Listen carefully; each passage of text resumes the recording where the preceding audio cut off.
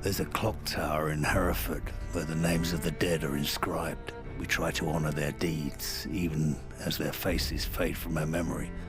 Those memories are all that's left when the bastards have taken everything else.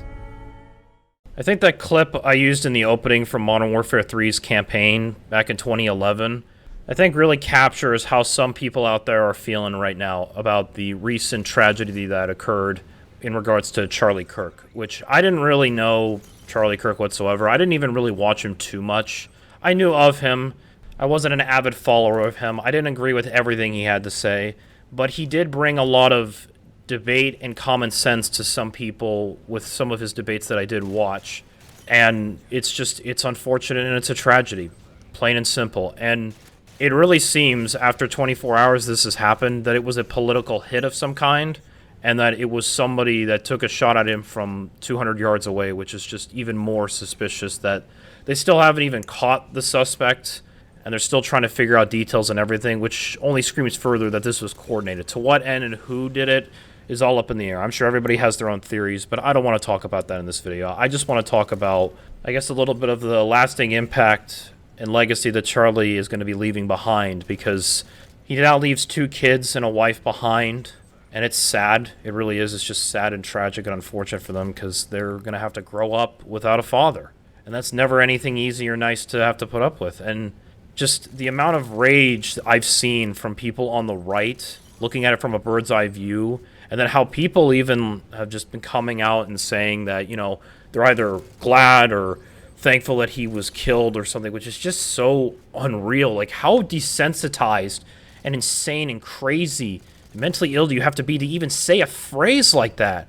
Like, happy and glad that someone was dead for having a different opinion to you? Because that's all Charlie Kirk really had done, was just talk to people and just debate with them and then come up with either facts or his point of view and just go back and forth and hear what they had to say and then try to have them hear what he had to say. But it's just like, there's no reason to silence and kill somebody over it. And that's what makes it disturbing. Is like there's somebody trying, or rather a group out there is trying to silence what people have to say. And you can't, that's not okay. That's awful. It's like to put fear in people for speaking out and calling out and criticizing. And that's just beyond ridiculous. It's beyond insanity. It's just evil is probably the correct word I'm thinking about. Evil. And I think a lot of people are just hurt too, because a lot of people were either their opinions changed or had a nice discussion and conversation with Charlie. And from what people have talked about behind the scenes, it seems like he was a really good guy and actually seemed like, you know, again, a stand-up guy and overall good human being and soul. And you know, now we've lost another person. You know, as the wise words of Captain Jack Sparrow from At World's End, you know, the world's still the same. There's just less in it. And he's right. Now there's one less potentially good human being in this world, because he was only 31 years old. That's what makes it the real tragedy in all this. And now, with how things are looking, some sort of martyr has been created. I mean, it has. Some people are using this as a way to now go out and debate on college campuses. Some people are taking the law into their own hands by finding people that are laughing or celebrating his death and basically trying to get them fired or call them out to the FBI or police, and just to do something, anything to have some sort of justice. And I think that's what people are looking for right now, is just justice.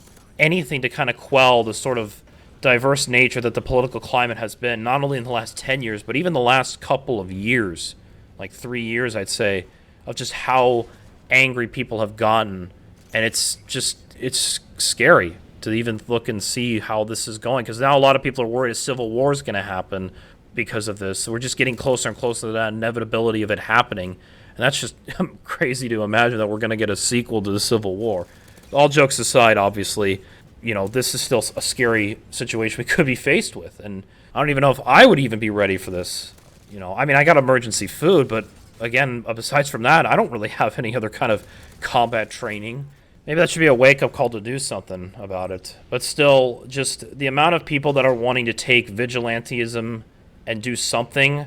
I mean, it's fine as long as you do it through the proper authorities and channels. Like, you know, if we want to use superheroes as an example, as long as you're doing it like how Batman or Spider-Man would do it. But if you're doing it like how the Punisher does it, that's not okay. And that's what I think is another terrifying fact in reality, is that with Charlie Kirk possibly becoming a martyr, people could use that in the name of enacting vigilantism and doing something about it, because that's just not going to end anything, or rather make it go better or go away. That's just going to make things worse, because then it's just going to be both sides getting hostile with each other, and in the end, people are going to be caught in the crossfire, which I don't really know the full solution to this, except either seeking justice for this shooter and who did this, who coordinated this, and then finding out who enacted and did all of this, because there's clearly something going on here. I mean, we can't live the rest of our lives like this with constant fear of being able to speak the truth. Like, this shouldn't, what happened with Charlie Kirk, this shouldn't be cause for concern for people to be scared to speak out. Like, you should always speak out. It's our,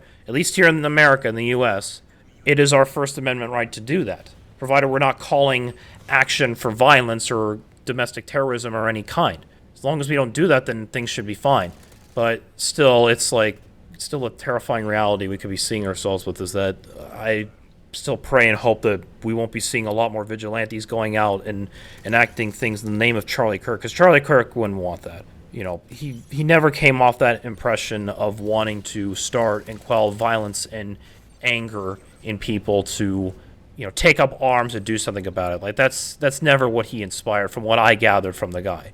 So that's all we can hope for, is just that this doesn't escalate or get any worse, because it's just, again, it's not going to help anything. And the fact, and here's the other thing I noticed too.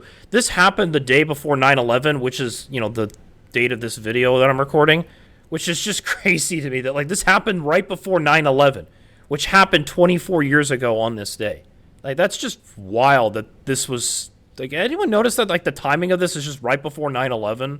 I don't know, it just seems really fishy to me, but that's just me giving my 2 cents. So, but anyway, I think that's all I have to say in this video. I don't want to go any further about this, but I will leave one question for all of you: is what are your thoughts on this situation? Did you maybe even personally know Charlie Kirk, or did you have a chance to speak with him, even if in a little bit of a debate, or did you used to watch him? Let me know in the comments down below, because I'm curious to know how people felt about him. But once again, I think that's all I have to say in this video. Feel free to like, comment, subscribe, hit the notification bell to know when I post another video.